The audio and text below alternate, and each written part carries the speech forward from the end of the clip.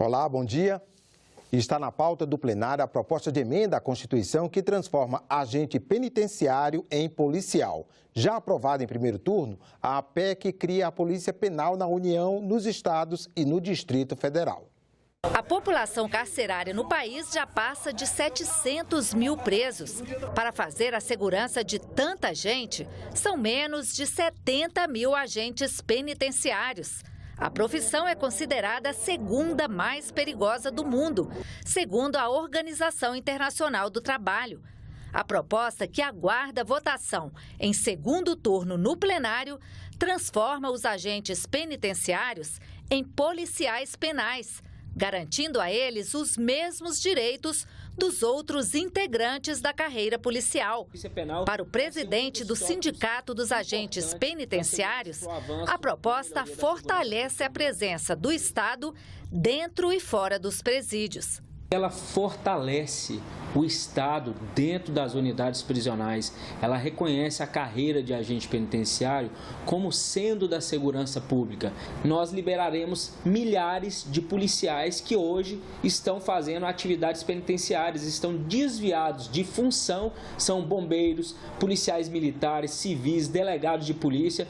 Eles deixam de exercer as suas atribuições legais e estão sob desvio de função dentro das unidades penitenciárias. De acordo com a proposta, a regulamentação das polícias penais deverá ser feita por projeto de lei encaminhado pelo Poder Executivo da União e dos estados. As coisas acontecem de uma forma mais profissional, mais técnica e mais correta, permitindo aos governos dos estados e ao Distrito Federal fazer concursos específicos para policiais penais que ocuparão a execução de pena. A Comissão de Assuntos Sociais pode votar na quarta-feira o Estatuto da Segurança Privada. Vamos conversar sobre a agenda das comissões com o repórter da Rádio Senado, Roberto Fragoso. Fragoso, bom dia. Um bom dia, André. Um bom dia para todos que nos assistem. Só para fazer um pequeno histórico, esse é um projeto que ele teve origem aqui no Senado e na Câmara ele acabou sendo ampliado. A ideia inicial era criar um piso salarial nacional para os vigilantes, mas os deputados aproveitaram a oportunidade para regulamentar a atividade de segurança privada e também de transporte de valores. Os serviços de segurança privada vão incluir a vigilância patrimonial, a segurança em eventos, a segurança armada e em transportes coletivos, com exceção de aviões, o monitoramento eletrônico e rastreamento, o transporte de valores e ainda a segurança no perímetro de muralhas e nas guaritas dos presídios. Nesse último caso, o serviço somente poderá ser prestado se o presídio tiver uma gestão por parceria público-privada e os seguranças não poderão exercer atividades carcerárias, como, por exemplo, conter rebeliões, aplicar medidas disciplinares. O projeto permite que as empresas constituam seu próprio quadro de seguranças, uma permissão que vai ser estendida para os condomínios, tanto residenciais quanto de escritórios. Todas as instituições financeiras vão ser obrigadas a ter um plano de segurança aprovado pela Polícia Federal e os bancos vão poder transportar os próprios valores.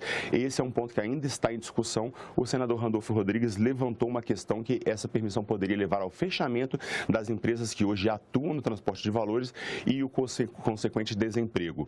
O relator, o senador Vicentinho Alves, aceitou uma sugestão para que essa mudança seja feita de forma gradual. Ele retirou ainda do texto a proibição para que estrangeiros atuem na segurança privada. Ô Fragoso, na Comissão de Constituição e Justiça pode ser votada na quarta um projeto que obriga deputados e senadores a estarem filiados a partidos políticos, correto?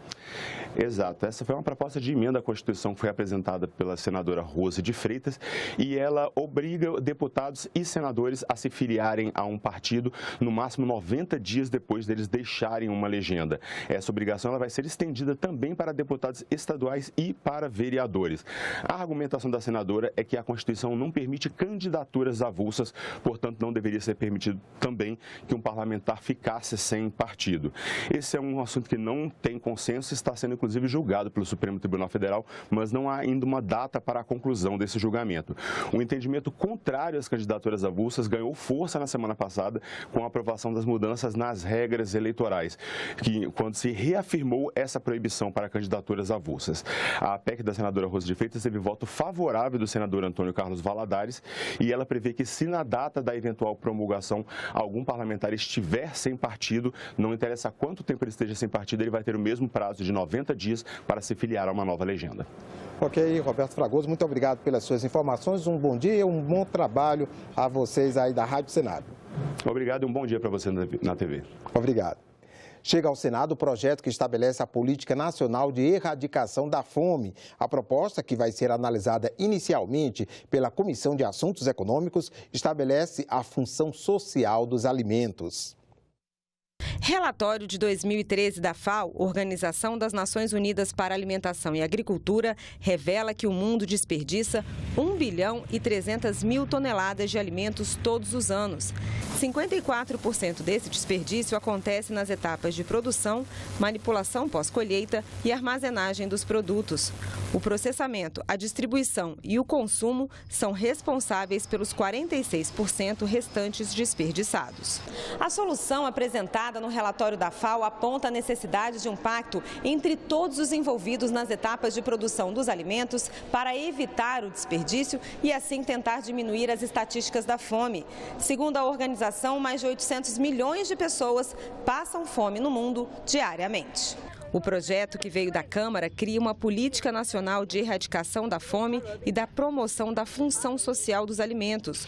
O objetivo é priorizar o alimento para o consumo humano. Todas as substâncias alimentares devem obrigatoriamente serem dirigidas para atender às necessidades humanas e não necessidades outras, tipo converter produto, dar prioridade para converter em ração, em combustível, coisas do gênero. O projeto é interessante. A política de erradicação da fome prevê, entre outras ações, um cadastro nacional para adoção de boas práticas de manejo, processamento e conservação dos alimentos em todas as etapas de produção.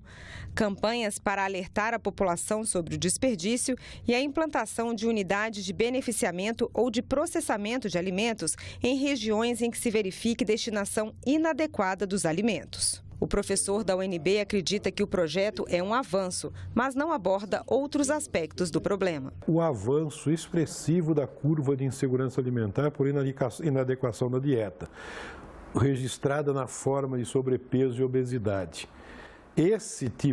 Isso aí é uma outra forma de desnutrição ou de má alimentação.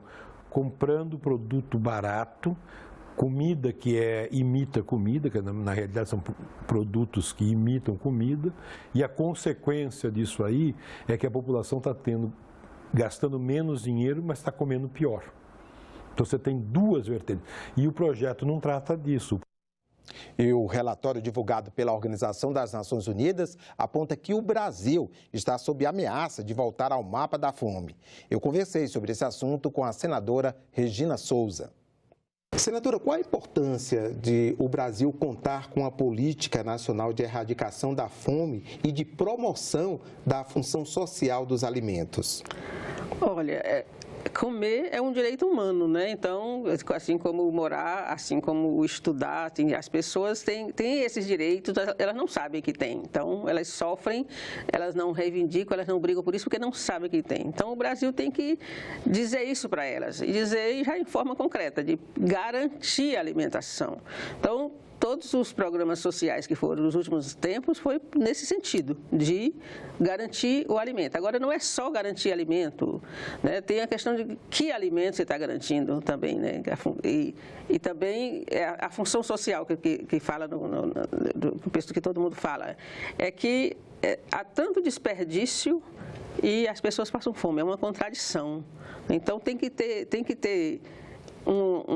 que separar um alimento para essas pessoas que passam fome, né? Então, os programas como o Bolsa Família, por exemplo, foi nesse sentido, de erradicar a fome, tanto que o Brasil conseguiu êxito, que saiu do mapa da fome da ONU. Ele é um país que, em tese, tinha erradicado a fome, erradicado a pobreza extrema. Não é que não tivesse mais pobre, mas a preocupação é que o Brasil está voltando lentamente, não tão lentamente, a aumentar a pobreza. A gente percebe, isso se vê Isso está confirmado agora no relatório da ONU. Está confirmado agora no relatório da ONU. É perceptível você andar na rua, ver as pessoas já pedindo, quando tinha desaparecido, essa categoria pedinte. E as pessoas já estão voltando a pedir nas esquinas, nas portas das igrejas, nas praças, nos semáforos. Isso é preocupante, porque esse país produz o suficiente para todo mundo comer. E o planeta todo também tem alimento para todo mundo comer. Qual é o problema? Que do jeito que está a distribuição, precisaria de um planeta e meio. Significa que tem meio planeta sem comer, praticamente, ou comendo muito mal, porque há um excesso de um lado e uma falta do outro. É isso que tem que equilibrar, essa que é a questão social da fome. Senadora, quando se observa no mundo, no quadro geral, onde há mais fome são países que estão enfrentando conflitos, né? Conflitos internos, guerras com outros países. E no caso do Brasil, a gente já teve aqui o programa Fome Zero e volta a aparecer de novo, né? Como um país com problema com a fome. Cresce o número de pessoas com desnutrição e problemas mesmo de fome. É a crise econômica que explica isso? É a crise e o desprezo do governo pelos pobres, porque a crise existe, mas você não pode jogá-la nas costas só de um segmento. Então, se você pegar o orçamento desse país para 2018, é de chorar, porque só cortou nas pessoas, nos setores, porque o combate à fome não era só o Bolsa Família, tem toda uma rede de proteção social que todas tiveram corte. Tem o BCP, né, tem a questão do deficiente, tem uma série de questões de programas que garantiam o alimento. Então, é uma questão de política governamental. No Brasil, nos outros países, é guerra, né, é a questão do êxodo dos refugiados, que não tem nem como o alimento chegar lá. Por que o orçamento do Brasil, no Brasil, do ano de 2018, só cortou nos pobres? Enquanto que os ricos, o Brasil se deu ao luxo de perdoar a dívida de ruralista e agora de empresários e bancos. Perdoar, anistiar, foi o tal do refis. Refinanciou dívida em 240 meses, quer dizer, o resto da vida praticamente para pagar. Foi publicada hoje a lei que cria o Fundo Especial de Financiamento de Campanha e que acaba com a propaganda partidária no rádio e na televisão. Sem possibilidade de financiamento por parte de empresas para custear a campanha eleitoral, os candidatos só poderão contar com esses recursos e com doações de pessoas físicas. O Diário Oficial da União também publicou a lei com a mini-reforma eleitoral. As matérias foram discutidas e aprovadas nas últimas semanas por deputados e senadores e sancionadas pelo presidente Michel Temer. Ficamos por aqui. Você pode rever as reportagens desta edição na nossa página na internet, senado.leg.br/TV. Obrigado pela companhia e continue sintonizado aqui na TV Senado.